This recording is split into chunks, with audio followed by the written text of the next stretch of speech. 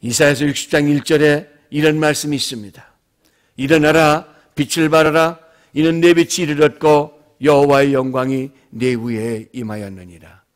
말씀처럼 예수님은 소망이 없는 사람들이 사는 마을, 그것을 찾아가시면서 그들에게 새로운 용기를 넣어주셨습니다.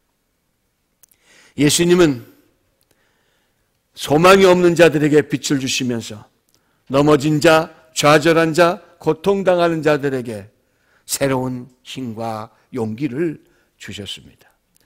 그래서 오늘 본문에서도 말씀하시기를 너희는 세상의 빛이라, 너희는 세상의 소금이라고 하면서 좌절된 자, 꿈을 잊어버린 자, 상실한 자에게 새로운 용기를 주시고 계십니다.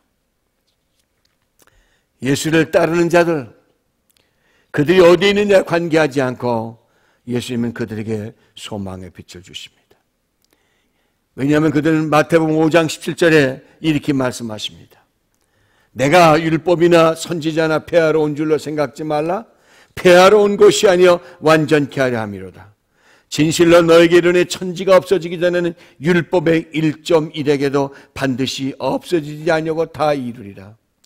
이 말씀은 지도자들이 골라놓은 성경만 듣던 사람들은 이 성경 속에 숨겨진 진리를 발견하지 못하고 눌려 살고 있었습니다. 그들에게 잘못된 지도자들을 지적해 주면서 너희들은 그렇게 따라가지 않고 내 말만 따라온다고 하면 너희들은 더 큰 하나님의 일꾼이 될 것이라고 하는 용기를 넣어주시는 말씀인 줄 믿습니다. 세상 사람들은 이상합니다. 저와 여러분 똑같습니다. 이웃이 잘 모자라는 것이 있으면 나는 굉장히 좋습니다. 내가 가지고 있는데 이웃이 갖고 있지 않으면 나는 굉장히 잘 사는 것 같고 똑똑한 것 같고 아주 현명한 사람까지 느끼면서 살아갑니다. 다른 사람의 부족함을 도와주려고 하지 않습니다.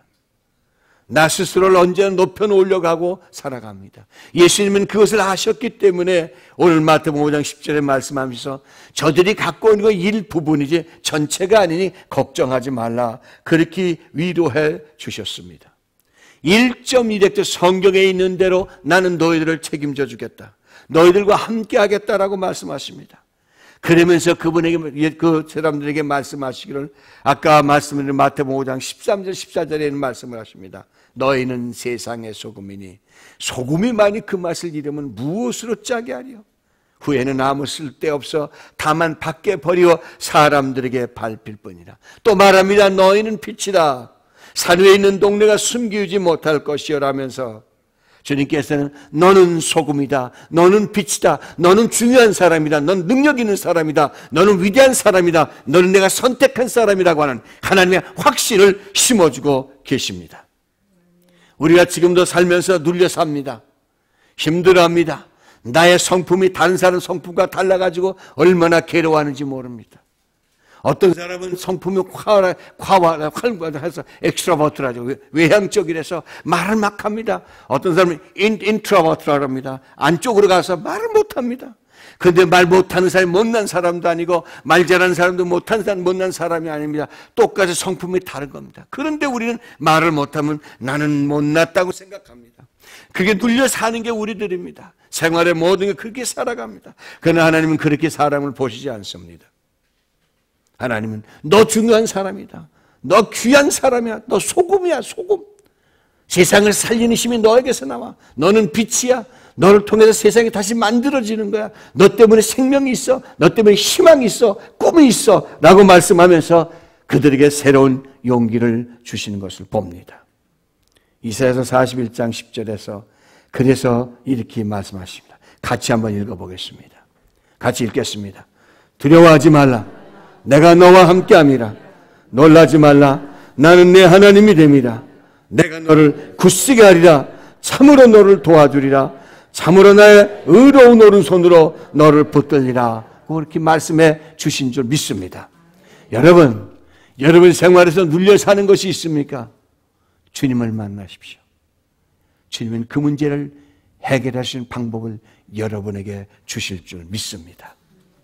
저 아래층에 내려가시면은 탈북자 이순옥 여사의 프랑스 라디오 증언입니다 하는 것을 제가 붙여놨습니다.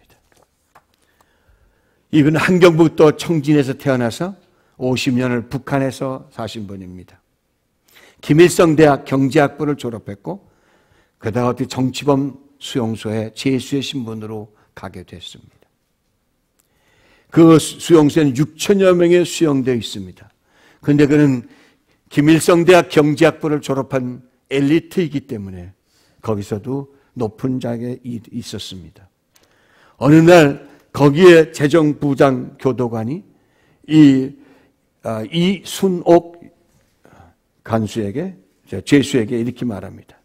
오늘 내가 당신을 정신병자 놈들이 있는 병동으로 보내겠습니다. 이 미친 정신병자 놈들은 당과 수령님을 믿지 않고 하늘을 믿는 미친 자들이니 너는 정신을 바짝 차리고 그곳에 가야 된다. 그 미친 자들하고는 절대로 눈길 한번 마주치지 말아라. 그러면 내가 그 자들이 믿는 하늘을 믿게 되면 내 목숨은 여기서 끝나게 될 것이다. 드디어 이 죄수가 감옥에 갔습니다. 가서 보니 거기는 1500도 이상 시뻘게 타오른 용광로가 있는 고열 노동 작업장입니다. 많은 사람들이 움직이는 걸 보았는데 짐승들이 무리와 같고 외계인 같기도 하고 도무지 사람을 찾아볼래야 사람의 모습을 찾아볼 수가 없었습니다. 머리에는 머리카락에 붙어있는 사람이 하나도 없었고 얼굴은 해골 같고 이빨이 하나도 없습니다. 키가 다 줄어서 120cm 혹은 130m 이렇게 땅에 딱 그 사진이 없어서 못 봤습니다. 난쟁이들만 움직였습니다. 나는 가까이 가서 그들을 보았습니다. 전 너무나 놀랐습니다.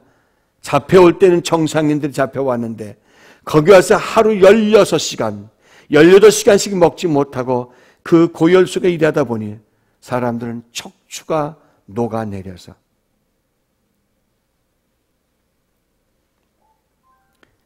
뒷잔등에 혹이 되어 있습니다. 휘어져서 앞가슴하고 배가 마주 붙어 있었습니다. 그 사람들 한결같이 모두 육체가 망가져 기형아가 되어 있습니다. 교도관들은 그들을 불러놓고 밤이면은 교육을 시킵니다. 그 사람들 맨 가죽살에다 앞에는 검은 고무 앞치마 하나만 걸치고 있습니다. 용광로의 뜨거운 불꽃이 앙상하게 말라붙은 살 가죽에 튀고 더 튀어 닦지가 않고 자리에 샘물이 또 떨어져서 타버리고 그 사람의 피부는 한 것도 성한 것이 없습니다. 어느 날 밤입니다. 교도관들은 수령을 믿지 않는다고 불러다 놓고 정신병대로 야단을 칩니다. 그래서 교도관이 말하면 너희들 중에 단 한 사람이라도 좋으니 대열 앞에 나와서 하늘을 믿지 않고 수령님을 믿겠다고 하면 자유세상을 주겠다고 합니다. 한 사람도 그 앞에 나온 사람이 없습니다. 독이 오른 교도관이 8명을 힘으로 끌어다가 발로 밟았습니다.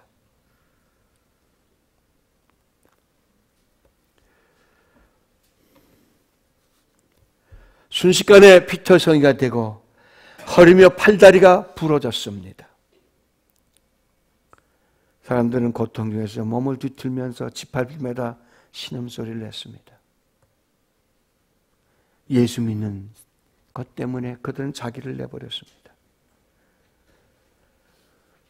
교도관은 한 사람도 그렇게 되려도 하나님을 포기한 사람이 없으니 펄펄 끓는 쇳덩이 물을 끌어다가 그들에게 부었습니다.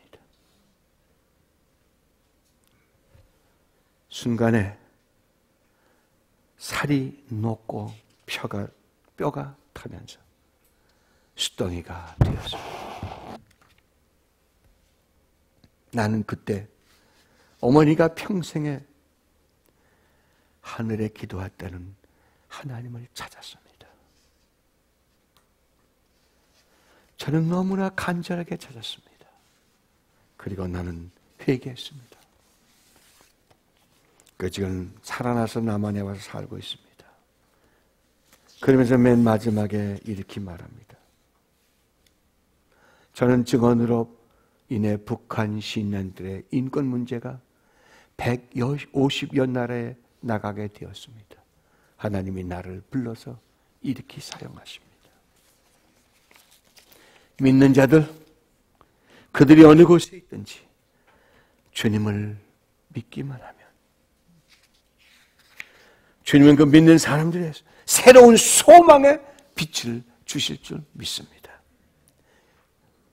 용광로의 그 철을 시뻘건 1500도의 그 샘물을 믿는 자에게 부는 장면을 보고 현재 이 북을 우리에게 소개해 주면서 나도 죽었을 텐데 하나님 나 살려준 이유가 뭘까? 나에게 왜 소망을 주셨을까? 왜 이걸 주셨을까 하면서 외치고 다니고 있습니다. 예수를 따르는 자, 하나님은 하나님의 새로운 소망을 주실 줄 믿습니다. 하나님은 믿는 자들을 한 번도 실망시킨 적이 없습니다. 한 번